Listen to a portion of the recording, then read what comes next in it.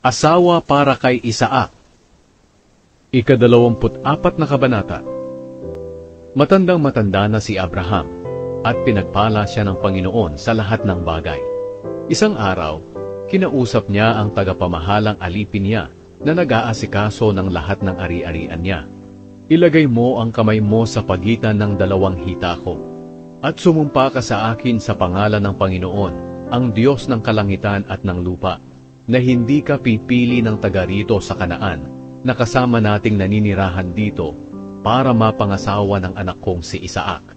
Pumunta ka sa lugar na pinanggalingan ko, at doon ka pumili ng babaeng mapapangasawa ng anak kong si Isaac, na mula sa mga kamag-anak ko. Pero nagtanong ang alipin, paano po kung ayaw sumama ng babae sa lugar na ito?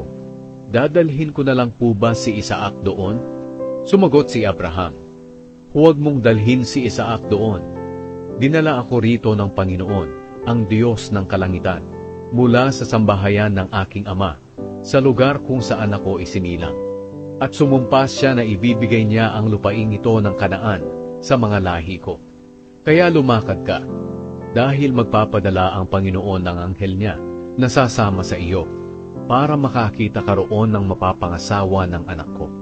Kapag hindi sumama sa iyo ang babae, wala kang pananagutan sa pagsumpa mong ito sa akin, pero huwag mong dadalhin doon ang anak ko.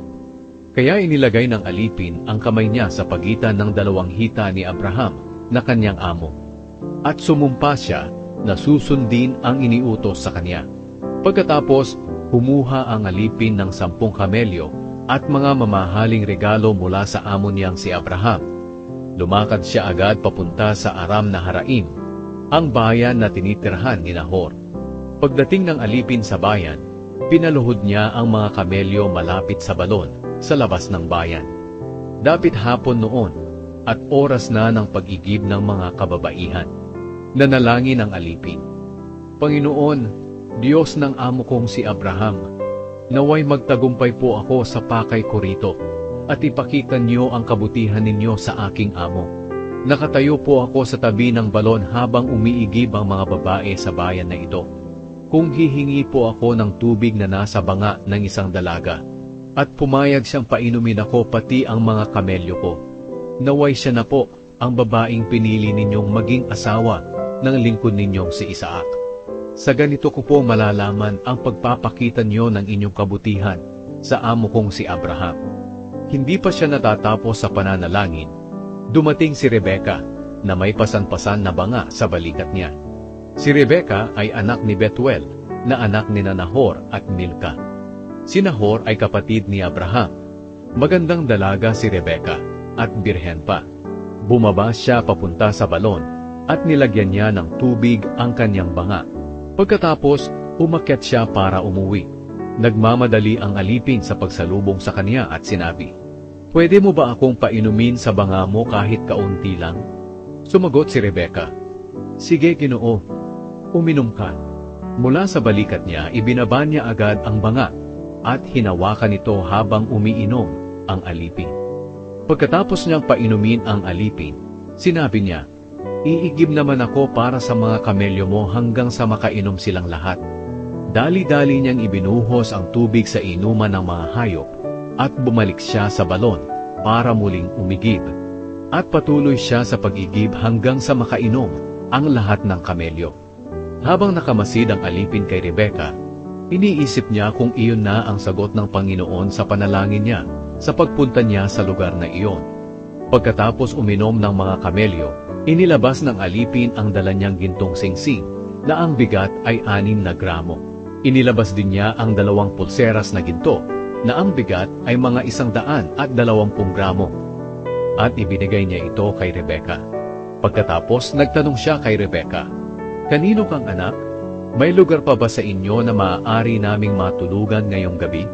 Sumagot si Rebeka, anak ako ni Betuel, na anak na lalaki ni Nahor at Milka.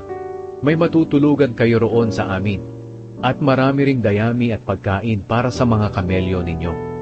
Yumukod agad ang alipin, at sumamba sa Diyos. Sinabi niya, purihin ang Panginoon, ang Diyos ng aking amo na si Abraham. Ipinakita niya ang kanyang kabutihan sa aking amo, Ako mismo ay ginabayan niya sa pagpunta ko sa mga kamag-anak ng aking amo. Patakbong umuwi si Rebecca sa bahay ng kanyang ina at sinabi niya sa kanila ang lahat ng nangyari. Ang kapatid niyang si Laban ay naroon din na nakikinig sa sinasabi niya tungkol sa binanggit ng tao sa kanya. Nakita ni Laban ang singsing at pulseras na suot-suot ni Rebecca. Kaya tumakbo siya papunta sa balon at pumunta sa taong sinasabi ni Rebecca. Naroon pa rin ang lalaki na nakatayo malapit sa balon, sa tabi ng mga kamelyo. Sinabi ni Laban sa kanya, "Ikaw pala ang taong pinagpala ng Panginoon. Bakit pa kayo nakatayo lang diyan? Halika sa bahay, dahil inihanda ko na ang silid para sa iyo at ang lugar para sa mga kamelyo mo." Sumama ang alipin kay Laban.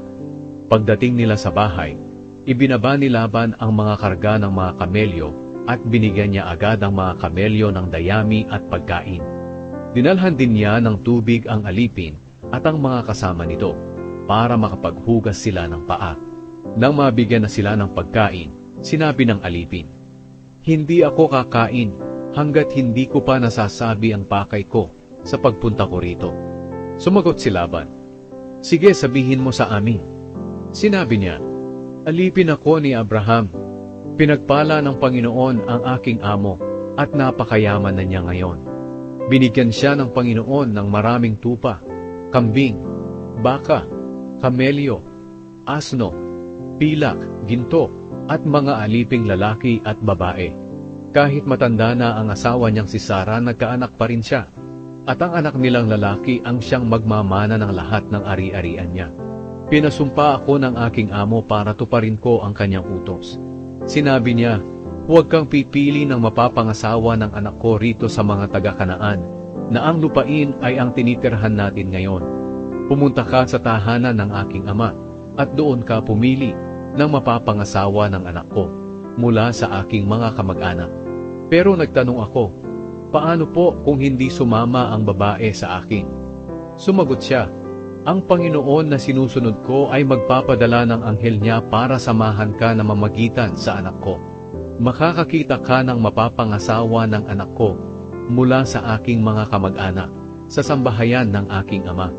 Kung doon ka pupunta sa mga kamag-anak ko, hindi darating sa iyo ang kasamaang sinasabi ko na mangyayari kung hindi mo tutuparin ang ating sumpaan, kahit hindi nila pasamahin ang babae sa iyo.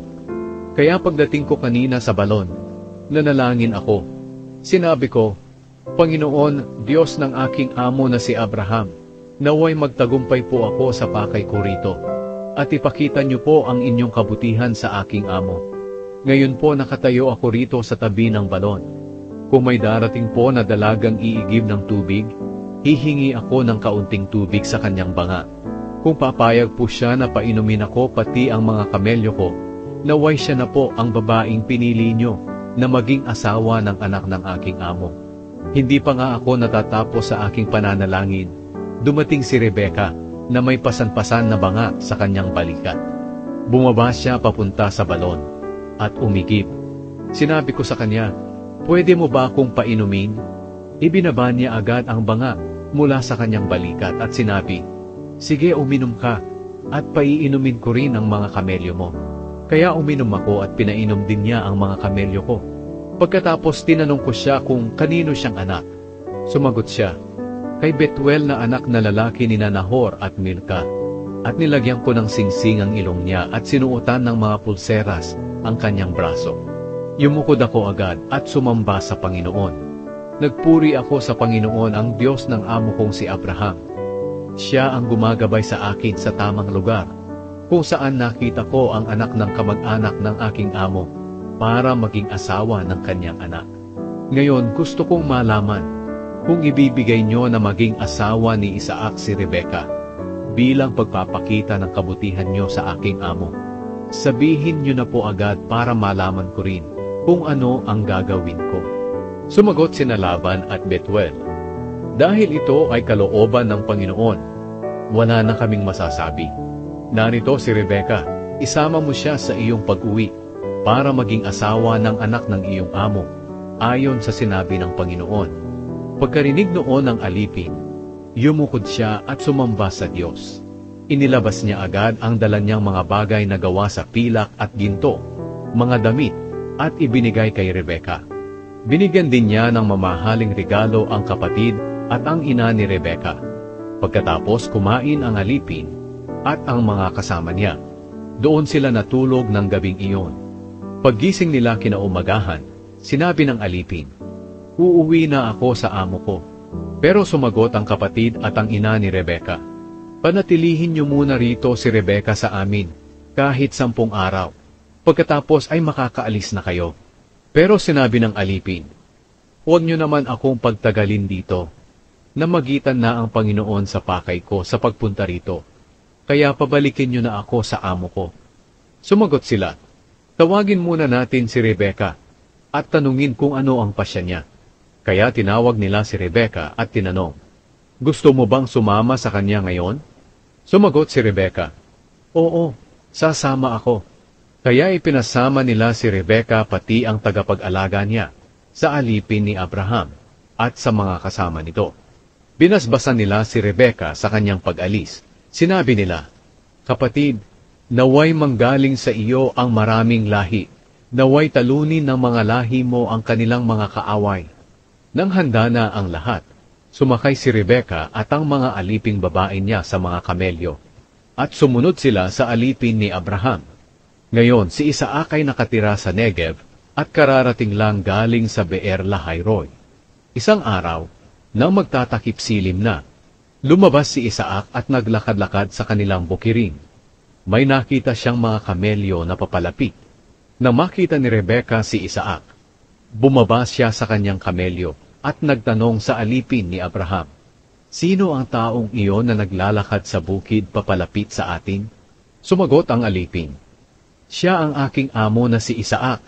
Kaya tinakpan ni Rebeka ang kanyang mukha ng belo. Sinabi ng alipin kay Isaac ang lahat ng ginawa niya. Pagkatapos, dinala ni Isaac si Rebeka sa toldang tinitirahan noon ng kanyang inang si Sara. Naging asawa niya si Rebeka at mahal na mahal niya ito. Kaya naibsan ang kalungkutan ni Isaac na dulot ng pagkamatay ng kanyang ina.